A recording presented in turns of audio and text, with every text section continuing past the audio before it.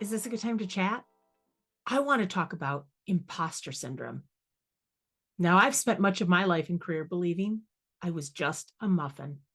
Sure, I had occasional moments of brilliance, but I would often credit those moments to the glorious cupcakes with whom I shared platters. It was almost as if I believed the fancy frosting and sparkly sprinkles that they so confidently modeled ricocheted onto me like some sort of talent shrapnel.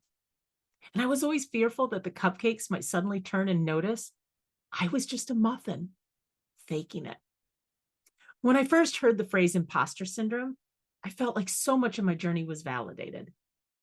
I felt a little better knowing that it was a thing and that I might not be the only one with crippling self doubt. But I also knew I didn't want to keep feeling this way. So I began my hunt for the authentic confidence I craved, but apparently thought that I was the only one not blessed with it at birth. Here are some truths I embrace today that help me see my true cupcakiness more often and for longer periods of time. Truth number one, none of us have it all together.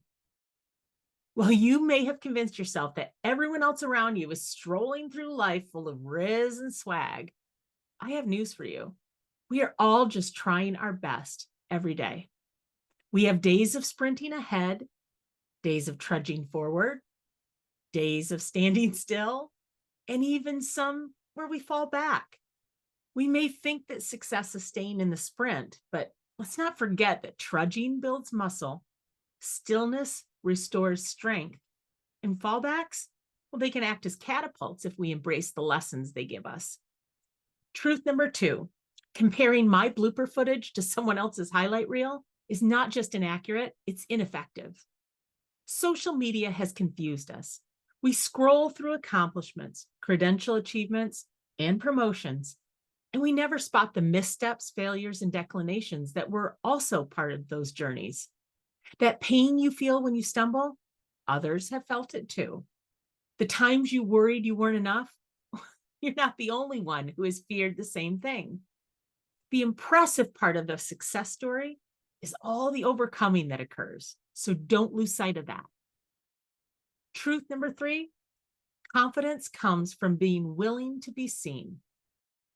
Years ago, I made a change. I chose to abandon the belief that confidence was only reserved for the cupcakes of the world, and I decided it was also available to a muffin like me. I realized authentic, profound, and sustainable confidence would never be found in a degree or a job title, in the digits of a salary, or in the recognition from others. Today, I find my confidence in the moments when I choose to be an accountable contributor, when I embrace my quirky creativity, and when I allow other imperfect people to know I'm in it with them.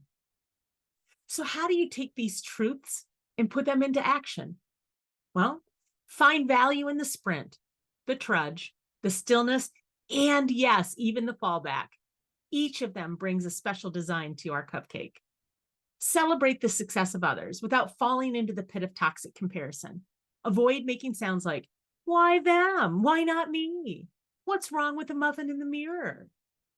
Look in the periphery of social media posts and acknowledge others' journeys and not just their destinations.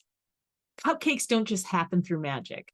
Solid recipes are perfected over time, often with trial and error. And have you ever even tried to pipe decorative frosting? That art is developed only through practice. Finally, courageously allow yourself to be seen, warts and all. Sharing the space of imperfection with others helps create true connection and a network that fosters personal and professional growth.